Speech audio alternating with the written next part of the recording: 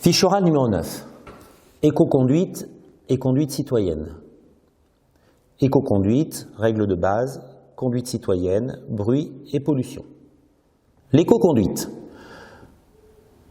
J'ai conscience que l'éco-conduite est importante pour l'environnement, mais aussi pour des économies de carburant. Les règles de base. Je dois changer les vitesses à bas régime, j'utilise les options économiques pour les boîtes de vitesse automatiques, et je dois bien connaître mon véhicule et utiliser le contour. Sur autoroute, rouler plutôt à 80 qu'à 90, pour une faible perte de temps et une grosse économie de carburant.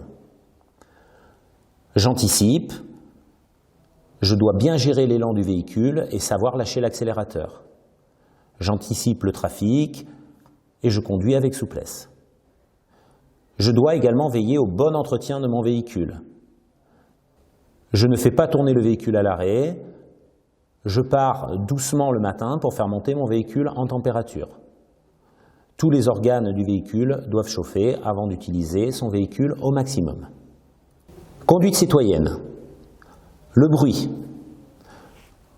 Pour ce qui est du bruit, je dois prendre des précautions. Avoir un échappement en bon état, respecter les normes de bruit en vigueur, éviter toutes les accélérations inutiles, couper le moteur ou tout équipement lorsqu'ils ne sont pas utilisés.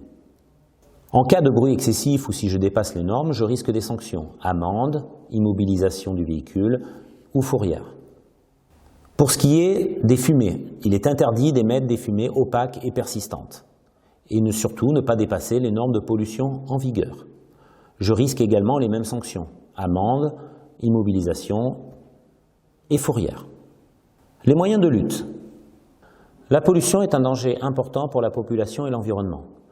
L'Europe impose donc des progrès techniques aux constructeurs, comme l'AdBlue, les vannes EGR, les véhicules hybrides ou les véhicules électriques.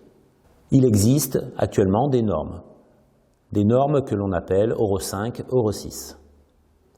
Il existe aussi une formation obligatoire pour les conducteurs à l'éco-conduite, des contrôles techniques sur les véhicules et le développement des transports combinés dans certains cas.